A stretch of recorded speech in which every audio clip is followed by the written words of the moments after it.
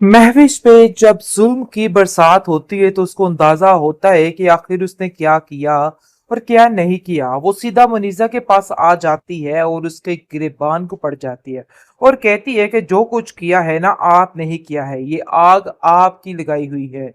मुझे इस बात का यकीन हो गया है कि आप ही ये सब कुछ करने वाली है।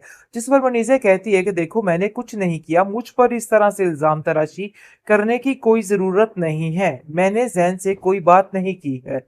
लेकिन जी आप देखेंगे कि वो किसी भी तरह उसकी बात नहीं सुनती है और उसको कहती है कि आज तो मैं आपका ऐसा हश्र करवा के रहूंगी कि आप याद रखेंगी, आप ही हैं जिन्होंने मेरा घर तोड़ने की कोशिश की है और इस चीज के लिए मैं आपको कभी माफ नहीं करूंगी। मैंने आज से पहले जैन का ये रूप कभी नहीं देखा है, लेकिन आपकी वजह से सब खत्म हो गया, सब तबाह हो गया। आप कुछ जानती नहीं है और अपने बेटे का सारा किया धरा मेरे ऊपर डालकर कैसे आसानी से निकल सकती हैं। इस चीज के लिए मैं आपको कभी माफ नहीं कर सकती और ना ही यहाँ से जाने दूंगी। आज फैसला इस बात का होकर रहेगा। मतलब ये है कि ऊपर से चोरी, ऊपर से सीना जोरी, ये हिसाब इस लड़की का है। सारा कुछ करने के बावजूद भी ये अपने आप को ऐसे साफ तरीके से साइड पे कर रही है कि हर चीज बिल्कुल खत्म हो रही है।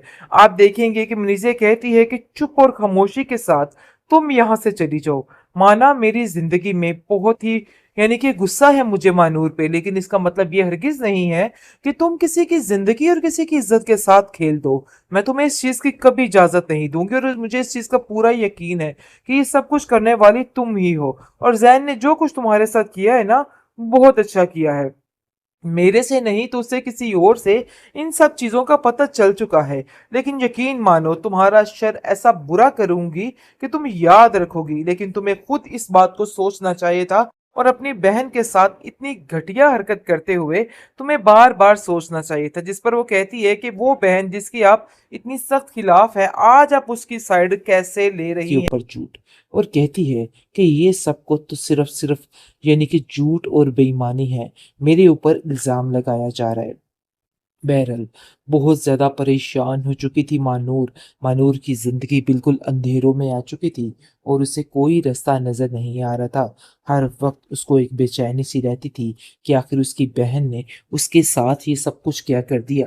क्या जो कुछ वो कर रही थी वो एक नाटक था, इसके अलावा कुछ नहीं।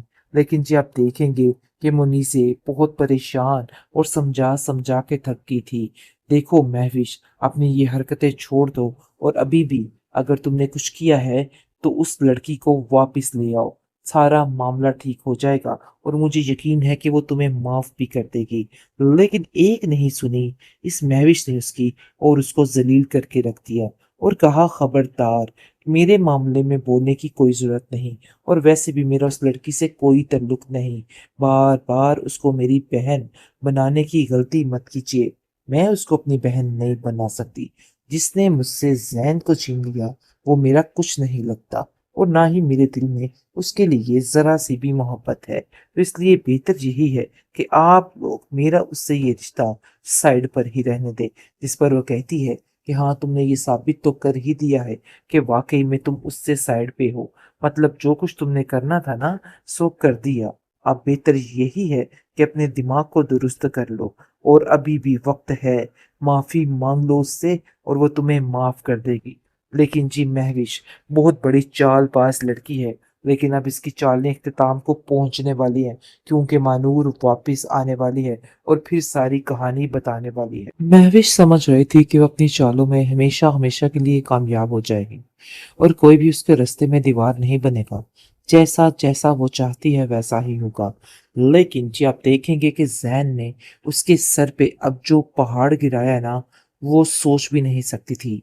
लेकिन पागलों की सी हरकतें करने लग जाती है। जैसे ही जैन उसको झंझोड़ के पीछे करता है, आगे से कहती है कि आखिर ऐसा क्या हुआ है, मेरी मोहब्बत में कहाँ कमी रह गई जो तुमने ये सब कुछ किया। जिस पर वो कहता है कि मैं लानत भेजता हूँ तुम्हारी इस मोहब्बत पर। तुम्हें शर्म आनी चाहिए कि तुम इस जिद को मोहब्बत का नाम कैसे दे सकती हो। तुमने जिद के साथ जो कुछ हासिल किया है, अब तुम्हें इस चीज की सजा मिलकर ही रहेगी। मैं तुम्हें कभी इस चीज के लिए माफ नहीं करूंगा। जिस पर वो कहती है कि आखिर मैंने ऐसा क्या कर दिया जिसकी वजह से इतना बड़ा तमाशा लग गया है। बहरहाल वो उसको सारी कहानी, सारी आप बीती सुनाता है कि तुमने जो जो कुछ किया है ना, सब कुछ खुल के सामने आ गया है और मैं तुम्हें कभी भी इस चीज के लिए माफ नहीं करूंगा। और मेरी आंखों के आगे वो सब कुछ है। तो यकीन मानो कि अब अगर तुमने कुछ भी बोलने की कोशिश की, मैं एक पल नहीं लगाऊंगा तुम्हें यहाँ पे रखने में। मैं तुमसे शदीद नफरत करता हूँ। जिसको सुनकर वो रोने लग जाती है और कहती है कि ये सब कुछ उस मानूर की वजह से ही हुआ है। मैं मानूर को जिंदा नहीं छोड़ूंगी। उसका ऐसा हश्र करूंगी कि मानूर याद रखेगी। मानूर से बदला लेना अब मेरा फर्ज बन चुका है। जिस पर वो कहता है कि तुमने कोई कमी नहीं छोड़ी है। तो बेहतर यही है कि अगर तुम ऐसा सोच रही हो ना कि तुम उससे बदला लोगी, तो ये बात अपने जहन से निकाल दो और तुम्हें मेरी लाश से गुजरना होगा। फिर जाकर तुम मानूर पर पहुंच जाओगी। बहरहाल जी, आप देखेंगे कि जैन ने हर चीज खोल कर रख दी है और उसका ऐसा दिमाग खोला है कि बस उसका दिमाग पूरे तरीके से खराब हो जाता है और वो चीखों पुकार करने लग जाती है और कहती है कि मैंने तो ऐसा कुछ किया ही नहीं। मतलब ये है कि सफाई के साथ हर चीज के ऊपर झूठ। और कहती है कि ये सब कुछ तो सिर्फ सिर्फ यानी कि झूठ और बेईमानी है। मेरे ऊपर इल्जाम लगाया जा रहा है। बहरहाल बहुत ज्यादा परेशान हो चुकी थी मानूर। मानूर की जिंदगी बिल्कुल अंधेरों में आ चुकी थी और उसे कोई रास्ता नजर नहीं आ रहा था। हर वक्त उसको एक बेचैनी सी रहती थी कि आखिर उसकी बहन ने उसके साथ ये सब कुछ क्या कर दिया। क्या जो कुछ वो कर रही थी वो एक नाटक था, इसके अलावा कुछ नहीं। लेकिन जी, आप देखेंगे कि मुनीसे बहुत परेशान और समझा समझा के थक गई थी। देखो महविश, अपनी ये हरकतें छोड़ दो और अभी भी अगर तुमने कुछ किया है तो उस लड़की को वापस ले आओ। सारा मामला ठीक हो जाएगा और मुझे यकीन है कि वो तुम्हें माफ भी कर देगी। लेकिन एक नहीं सुनी इस महविश ने उसकी और उसको जलील करके रख दिया और कहा, खबरदार, मेरे मामले में बोलने की कोई जरूरत नहीं और वैसे भी मेरा उस लड़की से कोई ताल्लुक नहीं। बार बार उसको मेरी बहन बनाने की गलती मत कीजिए। मैं उसको अपनी बहन नहीं बना सकती। जिसने मुझसे जैन को छीन लिया वो मेरा कुछ नहीं लगता और ना ही मेरे दिल में उसके लिए जरा सी भी मोहब्बत है। तो इसलिए बेहतर यही है कि आप लोग मेरा उससे ये रिश्ता साइड पर ही रहने दें।